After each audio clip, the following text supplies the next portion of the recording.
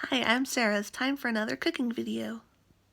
So these are the ingredients I put in my meatloaf besides the ground meat and eggs. So I use 1 packet of Lipton onion soup mix, but you can also use either cooked chopped onions or dried chopped onions.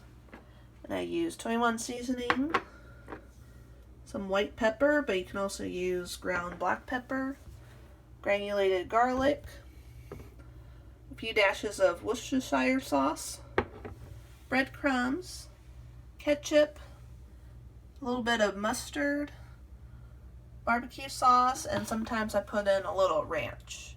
I use the ranch with the ground chicken and turkey, but when I use ground beef, I just stick to the barbecue sauce and ketchup. So here's everything, including the ground meat and eggs, and I'm going to mix it together, form the loaves, and show you what they look like before they go in the oven. So here are the 2 uncooked meatloaves in a Pyrex pan. I'm going to put them in a 350-degree oven until the internal temperature reads at least 165. That's the temperature that chicken's safe to eat at. Here are the finished meatloaves when they've come out of the oven.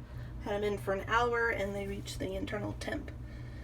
And obviously the outside of my oven, inside the oven is darker, warmer, and got the outside parts of the meatloaf darker, but that'll just be some more texture and flavor. Thank you for watching how I prepare meatloaf. If you have any questions, leave them in the comments. And please like, comment, and subscribe. Thank you.